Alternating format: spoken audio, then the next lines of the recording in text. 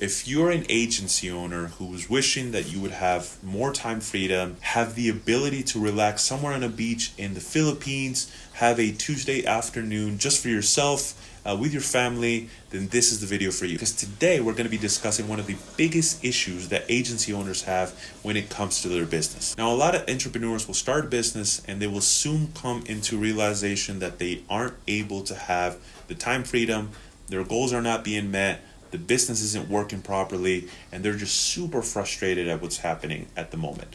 Now, they start blaming themselves, they start blaming their people, they start blaming the world, the industry, whatever they can think of, when it really just comes down to a few simple things: your systems, your processes, your SOPs. So today we're going to be diving into that, and I'm going to be giving you a step-by-step guide on how you could solve one of the biggest issues agency owners have. So let's get started.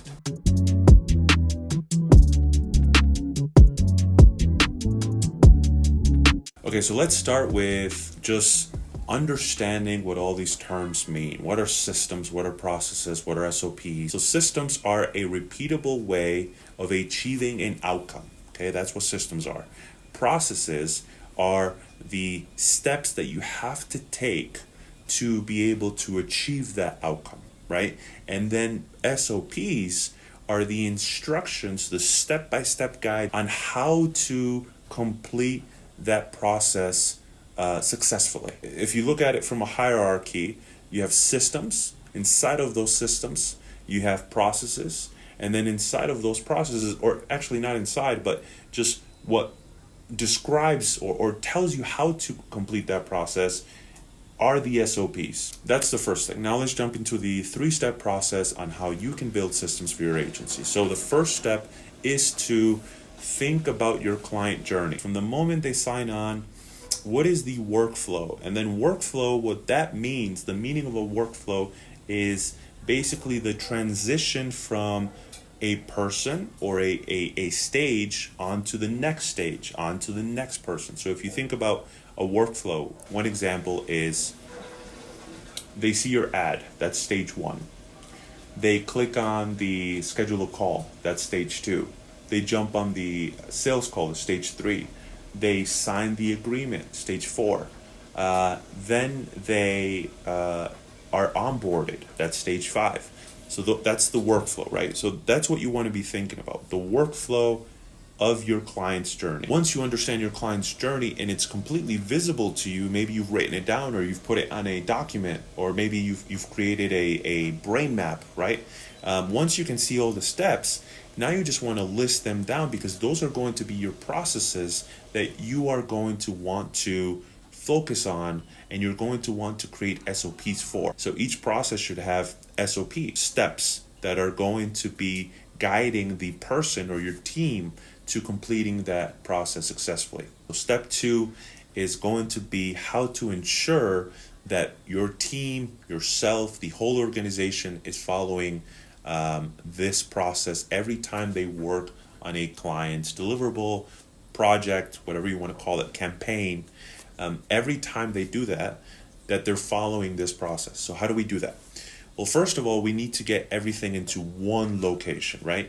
Now, that one location that I recommend highly to you is to get that into your project management tool.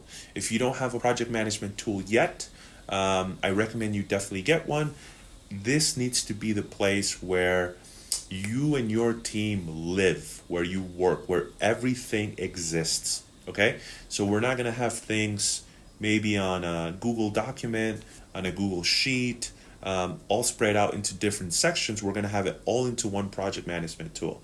Now, the tool that we use at our agency is ClickUp, but you can use Asana, Monday.com. There's multiple project tools that are very similar, and you can definitely use. Now, after you have created that process library inside of your project management tool, you want to start shifting the mindset inside of your organization towards a mindset where now that everything needs to exist inside of that project management tool, people need to follow the process, and if they don't follow it, they won't be able to complete that task inside of that tool. So the way that it works is you're going to have a task, which is going to be your process. And inside of that task, you're going to have these steps, so which are going to be your subtasks, often called in these project management tools. Inside of those subtasks, sometimes we add checklists. So if you also need to make it even more understandable for the person that's going to complete that step, to add checklists, because the way that we want to create the SOPs is we want to make it as simple as possible. They're going to be able to see, first of all, the description, so what this is about.